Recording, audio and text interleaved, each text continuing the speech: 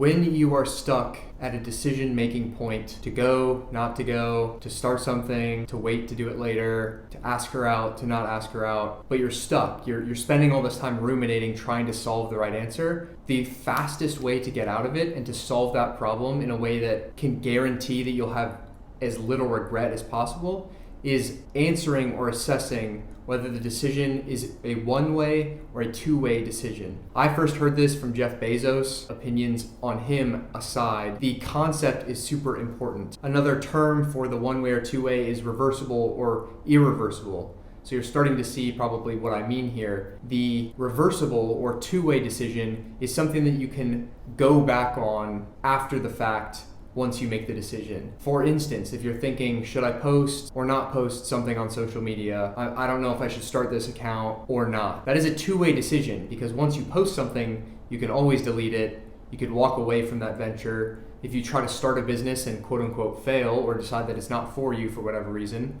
you can walk away from it. You can dissolve the business, sell the assets. There is legitimately no consequence other than the time you've put into it, and you will have gotten the answer of whether or not you could do it, want to do it, all of the unknowns, right? You start answering for yourself. A one-way decision are the ones you should spend your time actually thinking about rather than making as rapidly as possible. A one-way decision would be something like a tattoo, even though there are some ways to remove them now. You get the idea, right? Once you have a tattoo, once you decide to go with it and they put the needle to your skin, it's on you forever. If you decide to go skydiving, once you jump out of the plane, you have jumped out of the plane. There is no unjumping. And the list goes on and on, but very few decisions in life actually are in that second category. Yet we spend most of our time and attention ruminating and thinking and strategizing and going back and forth on two-way decisions. Should I ask her out? Should I not? Should I start posting on social media? Should I not? Should I change majors at college? Should I not? Should I quit my job and try this other thing? Should I not?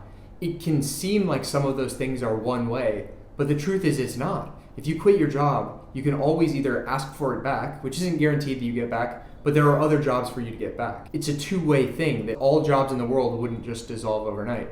Same thing with asking a girl out. You may not be able to unask her, like you can't take that action back, but the consequence of the action, either going on a date or getting rejected, is reversible, or the effects are negligible because you can move on, you can ask somebody else, you can go on a different date, you can just go about your day, and you will have closed the loop in your head. So for any time you feel like you're stuck in that analysis paralysis and you're questioning what to do about a decision, assess whether it's one way or two way, and try to make the two-way decisions as fast as possible, because your most precious asset is your attention and where you're allocating it as time goes on. You can only focus your attention on a certain amount of things in a 24-hour period, and if you spend so much of your attention cashing chips on thinking about a decision rather than making the decision as fast as possible and immediately getting feedback and data in the form of the result, the answer you're looking for, or even just the felt experience of do I like this or do I not, the faster that you can move through those, you're going to outpace and outjump the quote-unquote competition and move way quicker towards your goals. I talked in the very first video of this 33-day challenge about me personally spending the last 6 months, maybe longer, thinking about doing something like this, just posting every single day and figuring it out and iterating, rather than thinking about, what's the perfect style of content for me to be making? Should I even be making content? Do I want to do quality, quantity? All this theorizing. I spent all this time and attention, which got me anxious at times, it made me depressed at other times, on a decision that was two ways. I should have just started posting as soon as I had the idea and then fucked around and found out as fast as possible. Because now we're on day 8 of 33. I'm absolutely gonna make it to day 33, but what I found out is I actually enjoy making these. I feel a good sense of accomplishment. People are enjoying them, I'm getting good feedback from it. And at a bare minimum, I'm improving my skill of communication every single day. And in 33 days, I will have done 33 new pieces of content that I wouldn't have done otherwise, and potentially can extend this out to be something that I keep doing and keep iterating on. But I wouldn't have known what it felt like or what the workload was like, or could I balance it if I hadn't just started. And I should have made that decision or could have 6 months ago, 8 months ago, as soon as the idea came into my head, and I would have been that much further down the timeline of that decision. And it goes for any decision in your life. Make two-way decisions as fast as humanly possible. And then for the one-way decisions, that's where you put all of your thinking energy and your time and attention really deciding on. And those are for big moments in your life, so you do want to respect them with thought. Do I not want to get tattoos all over my body? Is this the person that I want to spend the rest of my time with and marry? Some people would argue that's reversible with divorce and everything like that, but you get the idea. Maybe having a kid, that's not a reversible decision. Once you have the child, you have a child.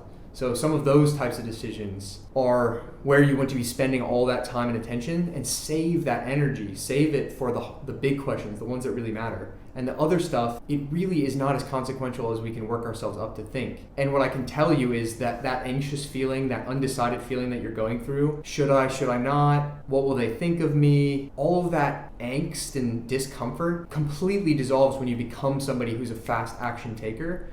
And that's also a muscle that you develop just like any other skill. So you do it once, iterate, fast decision, and as you close that gap between idea and execution, you rapidly transform your life and become a high performer, and you will absolutely separate yourself from the every person. Because everybody else, first of all, probably doesn't have the idea of distinguishing between one-way and two-way decisions, but they're way too scared and trapped in that analysis paralysis to make rapid decisions. What you're also doing by taking rapid action is you're silencing the conscious mind, all this rational thinking, this logic, and you're activating the unconscious mind, which in my opinion is our connection to the divine, our intuition. It is far more powerful and miraculous than the conscious mind. We have a tendency, especially in the West, to over-rationalize and over-logic everything and need a reason for it. But all of the great discoveries, great pieces of art, and potentially even in your own personal life, great moments came from eureka or intuition, or just I had an idea that came seemingly out of nowhere. All that's coming from your unconscious mind. But to get access to that power, you have to just silence the conscious mind. And if you act faster than you can think about, or act faster than you can rationalize out of, that's how you punk the game, if you will. I hope this delineation of one-way versus two-way decisions is helpful. I know it was extremely helpful for myself. At a bare minimum, it gives you a new thought loop to open when you find yourself stuck in that spiral of analysis paralysis. You can at least start to label, is this a one-way or a two-way decision?